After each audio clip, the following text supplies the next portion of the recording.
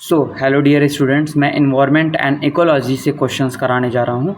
और बेसिकली ये जो है ये आर ओ और यूपी पीसीएस के लिए काफ़ी इंपॉर्टेंट है। और अगर आप यूपीएससी भी देने जा रहे हैं तो उसमें भी ऐसे फैक्चुअल क्वेश्चन ज़रूर बनते हैं, क्योंकि इन्वायरमेंट और इकोलॉजी से बहुत क्वेश्चंस आते हैं आपके एग्ज़ाम में। लगभग 7 से 8 क्वेश्चंस आपको मिलते हैं।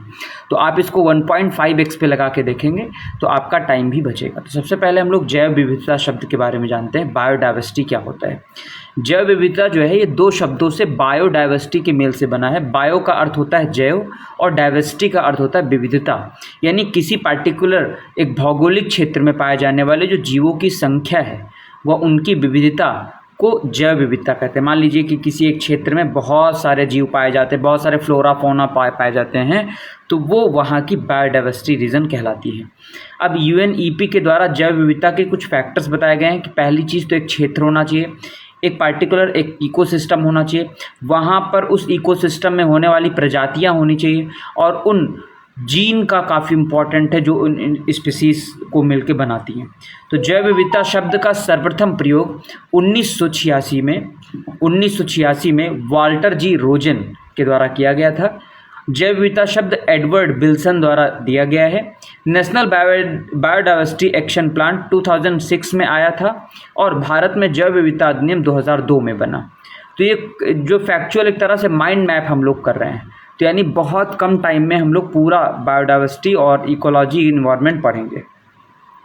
जैव विविधता के प्रकार में देखें तो सबसे पहले आनुवांशिक जैव विविधता, प्रजातीय विविधता और सामुदायिक या पारितंत्र विविधता। आनुवांशिक विविधता में देखें एक ही प्रजाति के जीवों को जीन में होने वाला परिवर्तन, यानी एक ही प्रजाति के जीव आपको मिलेंगे। प्रजातीय विविधता में क्या होता है? किसी समुदाय में प्रजाति की विभिन्न किस्म को बताता है। सामुदायिक या पारितंत्र यानी कम्युनिटी बेस्ड आप देखेंगे तो यहाँ पर जीव जंतुओं और वनस्पतियों के बीच पाई जाने वाली विविधता कम्युनिटी विविधता कहलाती है। अब इसका मापन कैसे होता है? मेजरमेंट ऑफ बायोडाइवर्सिटी के बारे में देखें तो अल्फा डाइवर्सिटी, अल्फा विविधता में क्या होता है? किसी एक निश्चित क्षेत्र के समुदाय या पारितंत्र की विविधता को मापा जाता है। बीटा डाइवर्सिटी में क्या किया जाता है? परिवर्तन के साथ प्रजातियों की तुलना। ठीक है, यहाँ पर बीटा में क्या किया जाता है? प्रजातियों की तुलना करी जाती है।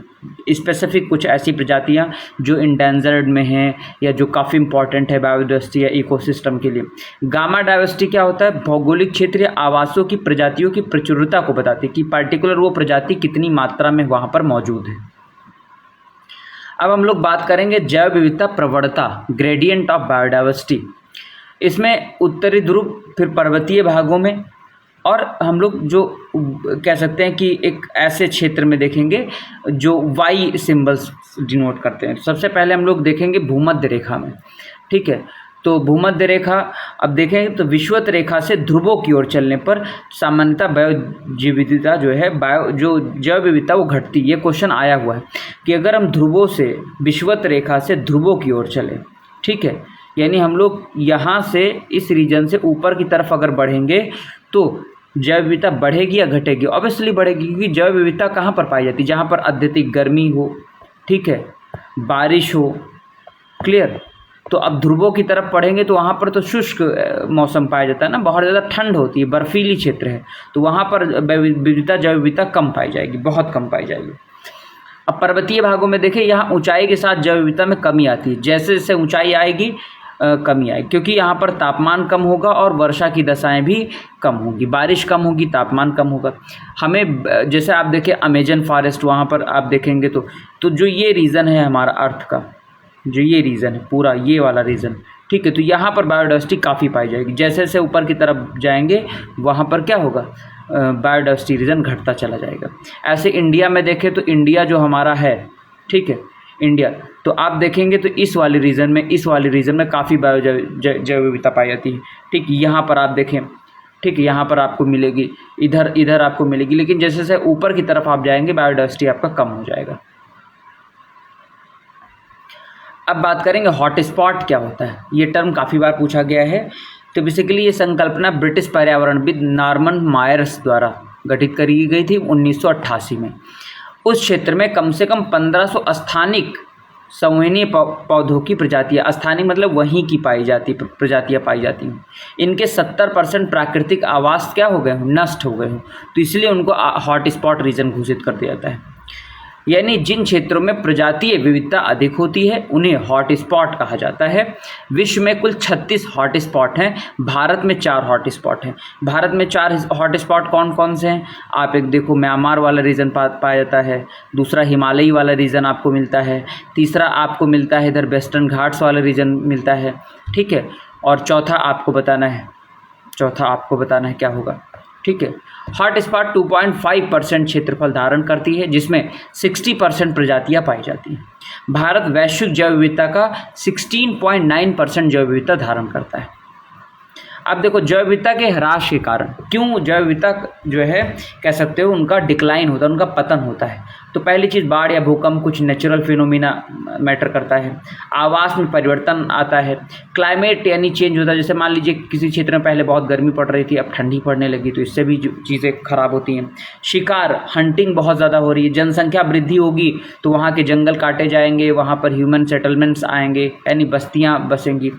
वनों का अतिदोहन, वनों का काटा जाना, विदेशत प्रजातियों का आगमन, मान लो विदेशी प्रजातियां कुछ आ गई तो वहाँ की अपनी जो नेटिव होंगी वो धीरे धीरे ख़त्म हो जाएंगी।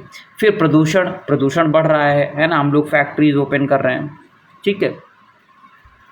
तो अगर ये जो है आपका कहीं ना कहीं इन्वायरमेंट जो है डैमेज होगा, हैबिटेट डिस्ट्रक्शन और लॉस, ग्लोबल वार्मिंग बढ़ेगी, ठीक है। अब देखेंगे जैव विविधता का महत्व क्या है। वी ऑल नो दैट पारिस्थितिकी महत्व बहुत ज़्यादा है, यहाँ से हमको उत्पादक स्रोत मिलते हैं, औषधियाँ मिलती हैं, सौंदर्य परक चीज़ें हमको मिल जाती हैं, ठीक है, तो ये सारी चीज़ें मिलती हैं। और जैव विविधता का मतलब और भी है कि हम जो पर्यावरण प्रदूषण है, ठीक है, वो कम रहता है, आप देखेंगे, ठीक है, और साथ साथ में एक इकोसिस्टम बैलेंस रहता है। क्लियर। भारत के अभी प्रमुख हॉटस्पॉट क्षेत्र हमने भी बताया आपको कि इंडो वर्मा क्षेत्र 5.13%, हिमालयी क्षेत्र में आपको मिलेगा 44.37%, और जो पश्चिमी घाट है हमारा वहाँ पर सबसे ज़्यादा है 64.5995%। पर पश्चिमी घाट आप देखेंगे तो ये वाला जो रीजन, ये पश्चिमी घाट है आपका, ठीक है, केरल से लेके यहाँ से जो है लेके आपका महाराष्ट्र तमिलनाडु तक, ठीक है, महाराष्ट्र से लेके तमिलनाडु तक आपको मिलेगा, ठीक है। अब देखेंगे इन सीटू और एक्स सीटू क्या होता है, जैव विविधता का संरक्षण कैसे किया जाता है। पहला चीज़ इन सीटू कंजर्वेशन, स्थानिक संरक्षण कहते हैं। यह जीव एवं वनस्पति जातियों को उनके वास्य क्षेत्र में, नेचुरल हैबिटेट में ही संरक्षण प्रदान करता है। मान लो कि किसी की तबीयत खराब हो गई, किसी जानवर की या किसी फ्लोरा फौना, तो वहीं पर रह के, उसी हैबिटेट में रह के उसको जो है संरक्षण दिया जाए, तो होता है इन सीटू उसके अंदर ही, ठीक है। वन्य जीव अभयारण्य जैसे होते हैं, इसमें वाइल्ड लाइफ सेंचुरीज बनाई जाती हैं, राष्ट्रीय उद्यान नेशनल पार्क इसके लिए बनाए जाते हैं, जैव मंडलीय क्षेत्र बायोस्फीयर रिजर्व्स होते हैं, समुद्री संरक्षित क्षेत्र होते हैं, और पवित्र उपवन होते हैं, ठीक है। अब जो वनस्पतिक गार्डन है, वनस्पतिक उद्यान है, इनको इन सीटू कंजर्वेशन में शामिल नहीं किया गया। जो बोटेनिकल गार्डन है इनको इन सीटू में शामिल नहीं किया गया है। अब हम बात करेंगे एक्स सीटू कंजर्वेशन क्या होते हैं। जब किसी भी फ्लोरा फौना में कहूँ तो जीव जंतु, ठीक है, पेड़ पौधे और जातियों को उनके पास क्षेत्र से हटाकर, मतलब उनके जहाँ पर वो जिस रीजन में हैं वहाँ से उनको हटा करके अन्य स्थानों पर संरक्षित किया जाएगा। जैसे कहाँ पर किसी वनस्पतिक उद्यान, मान लो जो है मैंने उनको उठा लाया, हमने चिड़ियाघर में उनको रखा है, बीज बैंक, जीन बैंक में, क्रायो प्रिजर्वेशन, जंतु उद्यान जो होता है, ठीक है, कृत्रिम ग्रीन हाउस आदि निर्मित उनके लिए किए जाते हैं, और उनको उसी हिसाब से जैसे ज़रूरत होती है उनको उस हिसाब से जलवायु प्रदान की जाती है। क्लियर। अब देखें तो महत्वपूर्ण कुछ तथ्य हैं। राष्ट्रीय जैव विविधता कार्य योजना 2008 में आई। राष्ट्रीय जैव विविधता अधिकरण का मुख्यालय जो है कहाँ पर है, चेन्नई में। ये आपको चीज़ें पता होनी चाहिए। अब हम बात करेंगे रेड डेटा बुक की। तो आयुषियन, ठीक है, एक सेकेंड में पानी पी लेता हूँ, बस जस्ट 1 मिनट। हाँ, तो मैंने बताया कि IUCN द्वारा 1966 में, है ना, रेड डेटा IUCN जारी करता है। ये ध्यान रखना कि कौन जारी करता है, IUCN जारी करता है, ठीक है। इसका मुख्यालय कहाँ पर है, स्विट्जरलैंड, ग्लैंड में, स्विट्जरलैंड में है। अब जैसे होता क्या है कि रेड डेटा बुक में ऐसे जीव जंतु जो विलुप्त होने की कगार पर खड़े हैं, ऐसे संकटग्रस्त फ्लोरा और फौना की सूचियाँ उसमें जारी करी जाती है। पिंक पेजेस क्या होते हैं, क्रिटिकली इंडेंजर्ड, मान लो लुप्त प्राय प्रजातियों को दर्शाया जाता है। अब IUCN की रेड लिस्ट में प्रजातियों को 9 समूहों में बांटा जाता है। पहला एक्सटिंक्ट, यानी ऐसी जिस प्रजाति का एक्सटिंक्ट हो, डायनासोर को मान लो, ठीक है। अब क्या है, एक्सटिंक्ट इन द वाइल्ड, ठीक है, जिस प्रजाति की समस्त प्रजातियां उनके प्राकृतिक आवास से समाप्त हो गई, कहीं और हो थोड़ा बहुत लेकिन उनके प्राकृतिक आवास में नहीं है। अब क्या, क्रिटिकली इंडेंजर्ड, ठीक है, मान लीजिए प्राकृतिक आवासों से विलुप्त होने का खतरा है। जैसे हमने देखा वल्चर्स जो थे, है ना, उनकी डेथ हो गई जानवरों को खा के, क्योंकि उसमें डाइक्लोफिनैक जैसी दवाएं उसमें डाली जाती थी, जानवरों को खिलाई जाती थी, पेन किलर्स होती हैं, और उन्हीं जानवरों को खा के जो वल्चर्स होते थे वो उनकी डेथ हो गई, ठीक है। अब IUCN के बारे में थोड़ा सा जान ले तो IUCN जो है ये नॉन गवर्नमेंटल बॉडी है, ठीक है। दोनों प्रकार के संगठनों को, ये सरकारी भी है और गैर सरकारी, दोनों प्रकार के संगठनों को अपने सदस्य के रूप में शामिल करता है। इसे यूएनओ में जो है पर्यवेक्षक, यूनाइटेड नेशन ऑर्गेनाइजेशन द्वारा इसको जो है सिक्योरिटी मिलती है। इसका पहला जो नाम था international union for the protection at nature, ठीक है, IUPN था। लेकिन फिर क्या हुआ, 5 अक्टूबर 1948 फ्रांस 1956 में इसका नाम बदलकर IUCN कर दिया गया। अब क्या कहा जाता है, international union for conservation of nature, international union for conservation of nature. चल आगे चलें हम लोग। अब मैंने बताया कि इंडेंजर्ड कैटेगरी में जिन प्रजातियों को वनों से विलुप्त होने का खतरा बना है। वल्नरेबल कौन है, जिस प्रजाति की वनों में संकटग्रस्त हो जाने की संभावना है। नियर थ्रेटन कौन है, भविष्य में संकटग्रस्त होने की संभावना है। नियर थ्रेटन मतलब बहुत ही करीब है। लीस्ट कंसर्न मतलब प्रजाति को बहुत कम खतरा है। डेटा डिफिशिएंट, अभी तक प्रजाति के बारे में अभी आंकड़ों में कोई कमी नहीं मिली। नॉट इवैल्यूएटेड, IUCN के संरक्षण में मापदंड पर आकलन नहीं किया गया, मतलब अभी ऐसी प्रजातियों को मान लो कि जो है कौवे, तो कौवे को लेके कोई ऐसी अभी डर नहीं है, ठीक है। तो IUCN ने आधिकारिक तौर पर अपना ग्रीन स्टेटस जारी किया है। ये प्रजातियों की पुनर्प्राप्ति, रिकवरी का आकलन करने और संरक्षण प्रभाव को मापन करने वाला पहला वैश्विक क्रिटिकली इंडेंजर श्रेणी में शामिल प्रजातियां हैं। जैसे लंबी चोंच वाला गिद्ध, बौना हॉग, श्वेत पेट वाला बगुला, नामदफा उड़न गिलहरी, मालाबार सिवेट, घड़ियाल, हॉक्सनिल कछुआ, ठीक है, लाल सिर वाला गिद्ध। तो ये जो है ये क्रिटिकली, ये इतना जो है ये क्रिटिकली इंडेंजर्ड में है, यानी बहुत ही ज़्यादा इनके विलुप्त होने का खतरा एकदम मंडरा रहा है, विलुप्त होने के कगार पर है, ठीक है। अब ये कौन है, टम्बला कोक। टम्बला कोक बेसिकली मॉरिशस में पाया जाने वाला एक वृक्ष है। ये अन्य नाम इसका क्या है, डोडो, डोडो के नाम से, ठीक है, क्लियर। ये कहाँ पर पाया जाता है, मॉरिशस में पाया जाता है, और अफ्रीका में भी आपको डोडो वृक्ष आपको मिलेगा। ये भी विलुप्त होने के कगार पर है। अब हम लोग देखेंगे वाइल्ड लाइफ प्रोटेक्शन एक्ट के तहत कुछ स्थापित निकाय। इसमें राष्ट्रीय बाघ संरक्षण प्राधिकरण, दूसरा केंद्रीय चिड़ियाघर प्राधिकरण, तीसरा राष्ट्रीय वन्यजीव बोर्ड। अब बात करें अगर जैव विविधता संशोधन विधेयक 2021 की, तो इसमें कौन कौन से कारक इसके पीछे उत्तरदायी हैं। तो पहला है औषधीय खेती को बढ़ावा देकर औषधीय पौधों पर दबाव कम करना। जैव विविधता संशोधन विधेयक पारित किया 2021 में, और कहा गया कि कैसे बायोडाइवर्सिटी को हम लोग और बेहतर कर सकते हैं। तो पहला क्या करेंगे, औषधीय जो खेती है जैसे नीम, तुलसी, पीपल या फिर कोई औषधीय गुण वाले पौधे हैं उनको बढ़ावा देकर औषधीय जो छोटे पौधे हैं उन पर दबाव कम करना, यानी अभी तक हम लोग और ज़्यादा उनका कंजम्पशन कर रहे हैं। कुछ प्रावधानों को गैर आपराधिक बनाना, ठीक है, कुछ प्रावधानों को गैर आपराधिक बनाना। भारतीय चिकित्सक पद्धति पर जोर देना, ठीक है, जिसमें हम लोग आयुर्वेद की बात करते हैं। अनुसंधान है ना, जो रिसर्च ऑर्गेनाइजेशन है, पेटेंट, वाणिज्यिक उपयोग सहित विदेशी निवेश को आकर्षित करना कि आओ हमारे यहाँ भी देखो, ठीक है, तो वहाँ से पैसा आएगा और उन पैसे को हम जैव विविधता के संरक्षण में लगाएंगे। अनुसंधान से जुड़े प्रक्रिया पर त्वरित सहायता प्रदान करना। तो ये कुछ थे जैव विविधता संशोधन विधेयक में इनको लाया गया। 2021 में विधेयक में शामिल बातें क्या है? जैविक संसाधनों तक पहुंच प्रदान करने हेतु छूट दी गई है। जैव संसाधनों तथा बौद्धिक संपदा अधिकारों तक पहुंच का सरलीकरण, कुछ अपराधों की प्रकृति में कटौती और बीएमसी बायोडायवर्सिटी मैनेजमेंट कमेटी से संबंधित प्रावधान गठित किया जाना। और क्या क्या हो सकता है? राज्य जो संकटापन्न प्रजातियां हैं उनको घोषणा करेगी कि अब इनको भैया संरक्षण दो। एनबीए नेशनल बायोडायवर्सिटी अथॉरिटी का विस्तार करना, इसमें 4 प्रतिनिधि स्टेट बायोडायवर्सिटी बोर्ड बनेगा जिसमें 11 सदस्य होंगे, 6 पदेन सदस्य होंगे जो कहाँ से आएंगे? वन्य जीव से आएंगे, वानिकी से आएंगे, अनुसंधान से आएंगे, पंचायती राज से आएंगे, यहाँ से ये लोग लिए जाएंगे।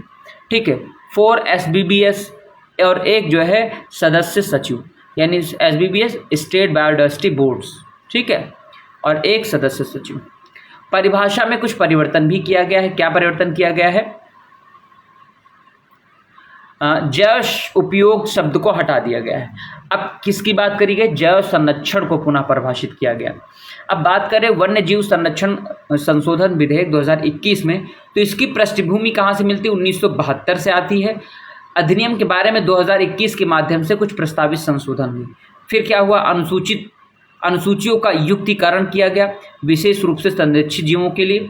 पीड़क प्रजातियों के लिए एक बनाई गई सूची को हटाकर सिटीज को परिशिष्ट में सूचीबद्ध करने के लिए नई अनुसूची जोड़ी गई। अब आप यहाँ देख सकते हैं जिससे साइट से इस कार्यान्वयन के लिए नया अध्याय 5 ख जोड़ा गया, जिसमें क्या क्या कहा गया है? पदाधिकारियों का पदनाम होगा, इनके पास में प्रबंधन का प्राधिकार और वैज्ञानिक प्राधिकार होगा, इनका एक पहचान चिन्ह होगा, ठीक है, पंजीकरण प्रमाण पत्र होगा, अभ्यारण्यों का नियंत्रण इनके पास होगा, कैद जीवों को सौंपने के लिए एक नई धारा 42 का ए जो है, ठीक है। फिर उसके बाद में कुछ अन्य इसके तहत दंड, कुछ प्रतिबंधों पर ढील और फिल्म निर्माण में, मान लो कि फिल्में निर्माण कर रही हैं तो वहाँ पर आ रही हैं तो वो भी दिखाएंगे कि हाँ बायोडायवर्सिटी रीजन में कितना इंपॉर्टेंट है। तो अब कुछ फैक्ट देखें तो महाराष्ट्र राज्य आधारित वन्य जीव कार्य योजना 2021 से 30 जारी करने वाला पहला राज्य बना है। चलो आगे देखें। मुंबई वर्ष 2050 तक शून्य कार्बन उत्सर्जन रोड मैप तैयार करने वाला भारत के साथ साथ दक्षिण एशिया का पहला शहर बन गया है। क्लियर। अब बायोडायवर्सिटी के बारे में बात कर रहे हैं हम, तो इसको जानना जरूरी कि जैव विविधता दिवस 22 मई को मनाया जाता है। कब मनाया जाता है? 22 मई को मनाया जाता है। 2021 में क्या थीम थी इसकी? We are part as the solution. 2022 में क्या थीम थी? Building a shared future for all life, ठीक है। और 2023 में क्या थीम थी? 2023 में क्या थीम थी? From agreement to action build back diversity. तो आपको बताना है 2024 की थीम क्या है, ठीक है। आपको बताना है 2024 की थीम क्या है। तो इसकी थीम है be part of the plan. Be part of the plan, ये बायोडायवर्सिटी की 2024 की जो है ये थीम, ठीक है। चलो अब कुछ इंपॉर्टेंट बातों को ध्यान दें। तो हाल ही में convention on biological diversity CBD 2022 में चीन के कुनमिंग में पार्टियों के 15वें सम्मेलन COP15 का दूसरा भाग आयोजित हुआ, जिसमें प्रतिनिधि 2020 के बाद वैश्विक जैव विविधता फ्रेमवर्क अपनाने के लिए एक साथ आए। प्रस्तावित ढांचे में ये दृष्टिकोण है कि 2050 तक जैव विविधता को मूल्यवान, संरक्षित, बहाल और बुद्धिमानी से उपयोग किया जाएगा। 2021 को जैव विविधता कार्रवाई पर एक निर्णायक वर्ष के रूप में देखा जा रहा है। 2030 तक दुनिया की कम से कम 30% भूमि और महासागर की रक्षा करने का आह्वान करता है, जहां भारत ने पहले ही लगभग 27% क्षेत्र को आईची लक्ष्य, ठीक है, 11 के तहत CBD को संरक्षित करने की सूचना दी है। CBD मतलब कन्वेंशन ऑन बायोलॉजिकल डाइवर्सिटी, ठीक है, कन्वेंशन ऑन बायोलॉजिकल डाइवर्सिटी। चलो अब कुछ इंपॉर्टेंट फैक्ट देखें हम लोग। तो यूएनओ ने 2011 से लेकर 2020 को जैव विविधता दशक घोषित किया है। भारत ने राष्ट्रीय जैव विविधता कार्य योजना 2008 अपनाई है, 2008 में अपनाई। नेशनल बायोडायवर्सिटी अथॉरिटी 2003 में स्थापित कहाँ पर हुई? चेन्नई में मुख्यालय इसका। भारत का सबसे बड़ा राष्ट्रीय उद्यान किश्तवाड़ नेशनल पार्क और छोटा कौन सा है? साउथ बटन द्वीप, अंडमान निकोबार द्वीप में है। उत्तर प्रदेश का एकमात्र राष्ट्रीय उद्यान दुधवा नेशनल पार्क है, 1970 में राष्ट्रीय पार्क का दर्जा मिला था।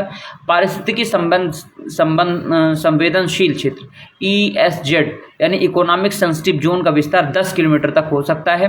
मैन एवं बायोस्फीयर यूनेस्को द्वारा 1971 से संचालित किया जा रहा है। भारत में 81 बायोस्फीयर रिजर्व हैं, जिसमें से यूनेस्को से मान्यता प्राप्त 11 हैं। भारत में 1986 में राष्ट्रीय बायोस्फीयर कार्यक्रम शुरू किया गया। बायोस्फीयर की संरचना के बारे में बात करें तो एक कोर जोन, बफर और ट्रांजिशन जोन। प्रथम राष्ट्रीय वन्यजीव एक्शन प्लान कब आया? 1983 से 2001 के बीच में। द्वितीय कब आया? 2002 से 16 के बीच में। तृतीय कब आया? 2017 से 2031 के बीच में। भारत में जो मन्नार की खाड़ी है, इसका क्षेत्रफल सर्वाधिक है। मैरीन राष्ट्रीय उद्यान अंडमान निकोबार द्वीप के 15 द्वीपों से मिलकर बना है, जो हमारा अंडमान निकोबार है। ठीक है। फूलों की घाटी, ठीक है, राष्ट्रीय उद्यान कहाँ पर है? उत्तराखंड राज्य में है। घड़ियालों के लिए प्रसिद्ध राष्ट्रीय उद्यान कहाँ पर? भितरकनिका उड़ीसा में है। तो ये काफी इंपॉर्टेंट फैक्ट्स थे।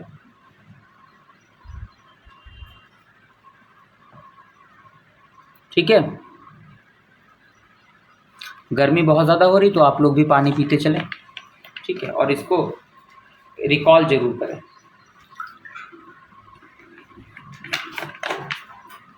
अब हम लोग बात करेंगे प्रबाल भित्ति पारितन तंत्र के बारे में। प्रबाल एक चूना प्रधान जीव है जो मुख्यतः कठोर रचना वाले एक खोल होते हैं। ठीक है, जिसमें मुलायम जीव रहते हैं। प्रबाल मुख्य रूप से उष्णकटिबंधीय सागरों 30 डिग्री नॉर्थ से लेकर 30 डिग्री साउथ में पाए जाते हैं, क्योंकि इनको जीवित रहने के लिए 20 डिग्री से लेकर 21 डिग्री तापमान इनके लिए अच्छा माना जाता है। प्रबाल जो होते हैं वो कम गहराई 200 से लेकर 250 फीट पर पाए जाते हैं, क्योंकि अधिक गहराई पर सूर्य के प्रकाश और ऑक्सीजन की कमी होती है। प्रबालों के विकास के लिए जल को अवसाद रहित होना चाहिए, इसीलिए आप देखेंगे जो प्रबाल ज़्यादातर पाए जाएंगे वो आपको वेस्टर्न घाट्स पे ज़्यादा अच्छे मिलेंगे, क्योंकि यहाँ पर प्रबाल आपको कम, मतलब ये जो अवसाद हैं आपको कम मिलेगा। फिर आप इधर देखेंगे जो इधर की नदियाँ हैं, गैंगटिक वाली नदियाँ हैं। ठीक है, आप बंगाल खाड़ी में देखेंगे तो यहाँ पर आपको प्रबाल ना के बराबर मिलेंगे।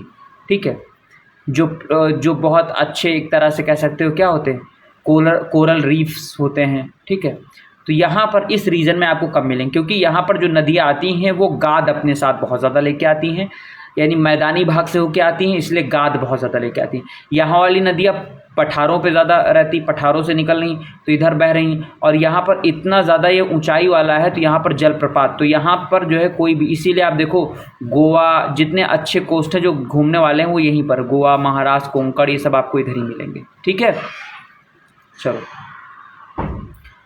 अब बात करें तो जब कोई प्रबाल मरता है तो दूसरा उसके शरीर पर कड़ी के रूप में विकसित हो जाता है।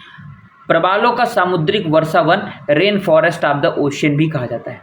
आकृति के बारे में बात करें तो इसकी आकृति वृक्ष की टहनियों और शाखाओं की तरह होती है। इस तरह वह एक दीवार का विकास करते हैं। इस दीवार की भांति रचना को ही प्रबाल भित्ति कहा जाता है। अपने ऊपर एक क्या बना लेते हैं, एक दीवार बना लेते हैं। ठीक है, चलो तो तटीय प्रबाल भित्ति के प्रकार कौन से हो? तटीय प्रबाल भित्ति, अवरोध प्रबाल भित्ति, वलयाकार।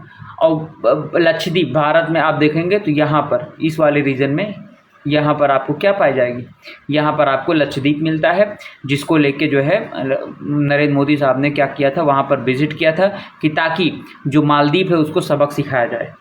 ठीक है, तटीय प्रबाल भित्ति महाद्वीप एवं द्वीपीय तटीय से लगे प्रबाल भित्तियों को तटीय प्रबाल भित्ति कहा जाता है।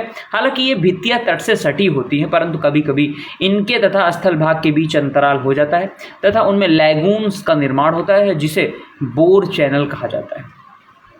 अब कहाँ पर आपको ज़्यादा मिलेगा, आप देख लो, दक्षिण फ्लोरिडा, अंडमान निकोबार, मन्नार की खाड़ी, रामेश्वरम, सोसाइटी द्वीप समूह। ठीक है, तो अगर विश्व की सबसे बड़ी प्रबाल भित्ति कोरल रीफ देखना है तो आपको ऑस्ट्रेलिया जाना पड़ेगा। ऑस्ट्रेलिया के पूर्वी तट पर स्थित है ग्रेट बैरियर रीफ। ठीक, यहाँ पर आप क्लियर। अब वलयाकार प्रबाल भित्ति जो भारत के अंदर है क्या है, ये एक अंगूठी या घोड़े के नाल की आकृति की होती है तथा इनके बीच में लैगून्स होता है, जिनके बीच में खुले भाग पाए जाते हैं, जिसके कारण खुले सागर और लैगून का संपर्क बना रहता है। फॉर एग्जाम्पल फिजी एटॉल तथा एलिस द्वीप में फूनाफूटी एटॉल। ठीक है, प्रबालों में रंग का जो कारण होता है वो जूजेंथली के कारण होता है।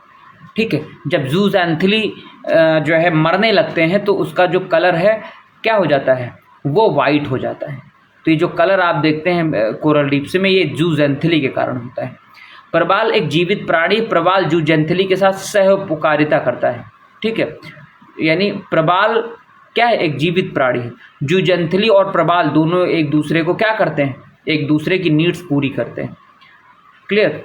जूज़ैंथली भोजन बनाने के लिए काम आता है और जो कोरल्स होता है वो आवास प्रोवाइड करता है जूज़ैंथली को, ठीक है। जूज़ैंथली क्या करता है, भोजन देता है कोरल को, और कोरल जूज़ैंथली क्या देता है, आवास देता है, ठीक है। अब प्रवाल भित्तियों की बात करें तो प्रवाल भित्तियां सुर्खियों में क्या है, वैश्विक प्रवाल भित्ति निगरानी नेटवर्क द्वारा प्रकाशित विश्व के प्रवालों की स्थिति से संबंधित छठी रिपोर्ट में कहा गया कि 2010 के बाद से 14,010 प्रवाल भित्तियों का ह्रास हुआ है।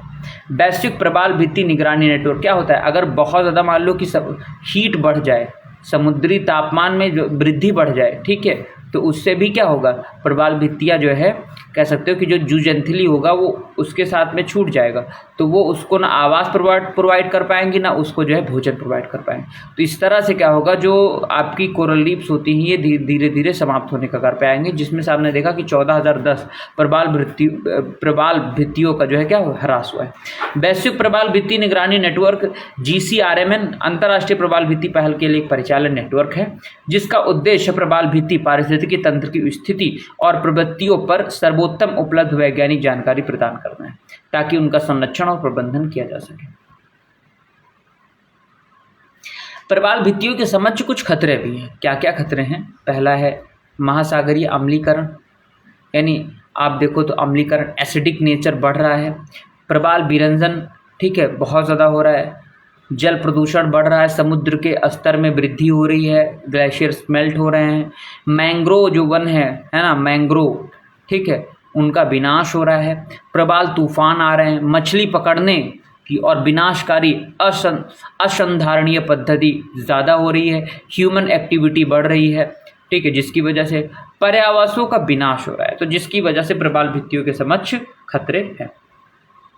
और कुछ कारण हो सकते हैं प्रवाल भित्तियों की, ग्लोबल वार्मिंग, समुद्र में कच्चे तेल का रिसाव, मान लो कि कोई टैंक आ रहा है, फट गया और उसके बाद में क्या लग गई, आग लग गई, या मान लो आग नहीं भी लगी तो तेल ही है उसमें, तो तेल क्या करेगा, क्योंकि एक केमिकल है, ठीक है, और उससे क्या एक जहर का काम करता है, वो क्या करेगा, पूरे समुद्र में भाई फिशेस हैं, पूरा एक इकोसिस्टम है समुद्र के अंदर, तो वो उसको बहुत ज़्यादा नुकसान पहुँचाएगा। एल नीनो की घटना है, ठीक है, एल नीनो की घटना आती है। समुद्री जलयानों का प्रभाव, परमाणु आपदाएं, है ना, लोग वहाँ पर टेस्ट कर रहे हैं, परमाणु एटॉमिक टेस्ट करते हैं समुद्रों में, तो उससे भी जो समुद्री जीव जंतु हैं डरते हैं, भागते हैं इधर उधर, ठीक है। संक्रामक रोग फैल गया है, मान लो वाइट बैंड डिजीज़, तो ये सब प्रवाल भित्तियों के नष्ट होने के कारण। इसीलिए जिसको जाना है, देखना है, अपना ऑस्ट्रेलिया चले जाओ, देख आओ, लक्षद्वीप चले जाओ, देख आओ, नहीं तो ख़त्म हो जाएंगी, है ना।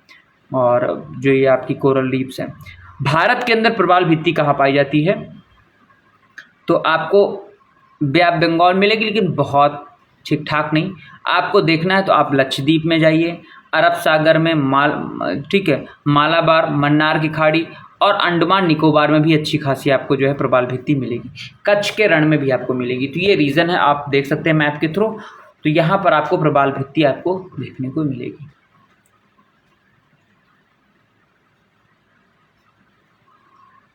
अब इसके संरक्षण के उपाय क्या क्या किए जा रहे हैं, कैसे इसको कर सकते हैं। पहला, तटीय महासागर की निगरानी करेंगे। Land ocean interaction in coastal zones बनाएंगे। एकीकृत तटीय और समुद्री क्षेत्र प्रबंधन को हम इंस्टॉल करेंगे। ताप जनित दबाव का आकलन करने हेतु प्रवाल विरंजन चेतावनी प्रणाली हम जारी करेंगे। भारतीय वन्यजीव न्यास और गुजरात विभाग द्वारा चलाए गए कोरल रीफ रिकवरी प्रोजेक्ट, इसके द्वारा भारतीय वन्य जीव न्यास और गुजरात विभाग द्वारा कोरल रीफ रिकवरी प्रोजेक्ट चल रहे हैं।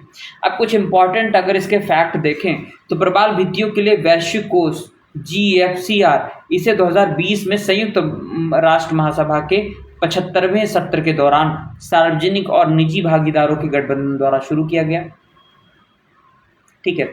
10 वर्षीय तथा $625 million UN multi partner trust fund द्वारा प्रकाशित एक पहला संयुक्त राष्ट्र ट्रस्ट फंड है जो विशेष रूप से सतत विकास लक्ष्य SDG सस्टेनेबल डेवलपमेंट गोल 14 जल के नीचे जीवन पर केंद्रित है। अब बात करें पर्यावरण व पर्यावरणीय संकल्पना के बारे में, तो पर्यावरण का शाब्दिक अर्थ होता है परि प्लस आवरण। अभी तक हम लोग बायोडाइवर्सिटी देख रहे हैं, अब हम लोग पर्यावरण। पर्यावरण का मतलब क्या है? परि प्लस आवरण, जीवों के चारों ओर से घिरा हुआ एक आवरण, एक आवास, ठीक है, ब्लैंकेट। अब बात करेंगे पर्यावरण संरक्षण अधिनियम कब बना? 1986 में भोपाल गैस ट्रेजेडी हुई थी, जिसमें बहुत लोग मारे गए थे। मिथाइल आइसोसाइनेट गैस जो है क्या हुई थी? लीक कर गई थी। 1984 को मद्देनजर रखते हुए पर्यावरण संरक्षण के लिए ये अधिनियम लाया गया।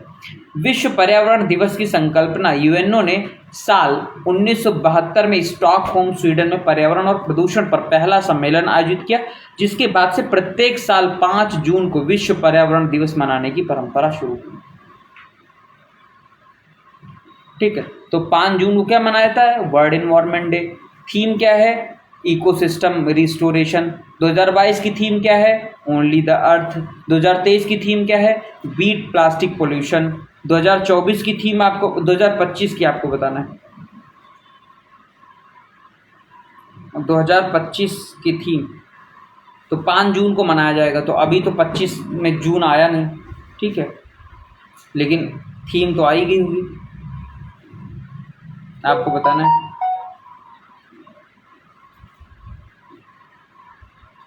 दो 2025, चलो मैं बता दे रहा हूँ। कम्बेटिंग प्लास्टिक पोल्यूशन, कम्बेटिंग प्लास्टिक पोल्यूशन 2024 की बताना आपको क्या होगा। 2024 की थीम क्या है? 2024 की थीम क्या है? Our land our future BR generation restoration. Our land our future, ठीक है, BR जनरेशन रिस्टोरेशन। ये वर्ल्ड इन्वायरमेंट डे की जो है क्या है? थीम है। क्लियर बेटा? चलो 2023 का मैंने बता दिया। अब पर्यावरण के कुछ संगठक हैं, जैसे जैविक संगठक, अजैविक संगठक, ऊर्जा संगठक। अब जैविक संगठक में 3 है, पादप जीव और सूक्ष्म जीव, ठीक, बायोलॉजिकल। अजैविक में कौन है? स्थल, वायु और जल होते हैं। ऊर्जा संगठक में क्या है? सौर ऊर्जा और भूतापीय ऊर्जा, ठीक है। अब बात करें कि कुछ मानव जनित हैं पर्यावरण के घटक, तो बात किया जाए कि व्यक्ति, परिवार, फिर उससे बड़ा समुदाय, फिर अन्य, ठीक है। फिर मानव निर्मित की अगर बात करें तो स्मारक बन रहे हैं, उद्योग हैं, पार्क हैं, इमारतें हैं, सड़कें हैं और अन्य। प्राकृतिक में क्या है? स्थल मंडल, जल मंडल, वायुमंडल, ठीक है। चलो अब बात करेंगे सस्टेनेबल डेवलपमेंट, सतत विकास। सतत विकास की संकल्पना का वास्तविक विकास 1987 में WCED ने हमारा साझा भविष्य अवर कॉमन फ्यूचर नामक रिपोर्ट, जिसे द ब्रटलैंड रिपोर्ट के नाम से भी जाना जाता है, इसके अनुसार जो भविष्य की पीढ़ियों की आवश्यकताओं की पूर्ति से समझौता किए बिना वर्तमान की आवश्यकताएं पूरी करता है, सतत विकास कहलाता है। मतलब क्या है? यानी हम इतना ज़्यादा दोहन ना करें पर्यावरण का कि आने वाली पीढ़ी के लिए वो बहुत ज़्यादा खतरा पैदा कर दें। यानी हम कोयला हो गया, यानी आने वाले लोगों के लिए भी रिसोर्सेज बचा के जाएं। तो इस पीढ़ी को हम विकास कर ही रहे हैं, हम लोग डेवलपमेंट कर ही रहे हैं, लेकिन आने वाली पीढ़ी के लिए भी अच्छा इन्वायरमेंट, अच्छे रिसोर्सेज छोड़ के जाएं। This is what sustainable development, ठीक है। इसका उद्देश्य क्या होता है? समता और न्याय की स्थापना करना, दुरुपयोग और व्यर्थ उपभोग पर नियंत्रण, प्रौद्योगिकी व तकनीकी की खोज जो पर्यावरण को संरक्षण प्रदान करे, संस्थाओं का विकेंद्रीकरण कर देना, अंतर्राष्ट्रीय संस्थाओं की योजना बनाना, देशों के बीच शांतिपूर्ण सह अस्तित्व को बढ़ावा देना। अब सतत विकास के मूल विचार क्या हैं?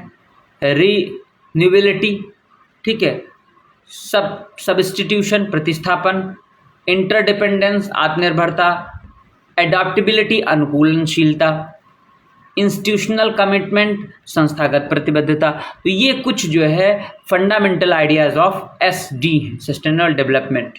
ठीक है। अच्छा, सतत विकास को प्राप्त करने की कुछ रणनीति है, जैसे ऊर्जा के जो गैर पारंपरिक स्रोत का उपयोग। ठीक है, इसमें क्या क्या है? स्वच्छ घरेलू ईंधन, पारंपरिक ज्ञान और व्यवहार होना चाहिए, पर्यावरण हितैषी नवीन तकनीकों का प्रयोग करेंगे, जनसंख्या वृद्धि को कम करेंगे और पारिस्थितिकी संरक्षण को हम लोग बनाए रखेंगे। ठीक है। और क्या होगा? स्थानीय, राष्ट्रीय, अंतर्राष्ट्रीय स्तर पर शासन को मजबूत कराना और लोगों को अवेयर करना। ठीक है। अब बात करें तो 2015 के पश्चात विकास एजेंडा अंगीकृत करने के लिए न्यूयॉर्क में सितंबर 2015 में संयुक्त राष्ट्र महासभा की उच्च स्तरीय बैठक के तौर पर 17वां संयुक्त राष्ट्र शिखर सम्मेलन आयोजित किया गया। एसडीजी 2030 में इसने सहस्राब्दी विकास लक्ष्य का स्थान लिया है। 193 सदस्य संयुक्त राष्ट्र महासभा ने इस नई रूपरेखा अपनी दुनिया में बदलाव, टिकाऊ विकास के लिए 2030 तक का एजेंडा को अंगीकार किया है। ठीक है। सस्टेनेबल डेवलपमेंट शब्द का प्रयोग IUCN द्वारा किया गया पहली बार। सस्टेनेबल डेवलपमेंट गोल्स ब्रडलैंड रिपोर्ट 1987 में। द्वितीय पृथ्वी सम्मेलन जोहान्सबर्ग 2002 में हुई। अम्ब्रेला विधान, छाता, यानी एक पूरे देश को एक अम्ब्रेला तरह लाना, पर्यावरण से संबंधित है 1986 में। रियो डी जेनेरियो न्यूयॉर्क रियो +5 1997 में। भारत में गैर पारंपरिक ऊर्जा स्रोत विभाग की स्थापना 1982 में की गई। तो ये कुछ इंपॉर्टेंट फैक्ट थे जो मैंने आप लोगों को कराया। एग्ज़ाम देने से पहले आप सभी लोग इनको रिवीजन करिए, रिकॉल करिए और साथ साथ में शेयर करिए। Thank you, bye bye, have a good day.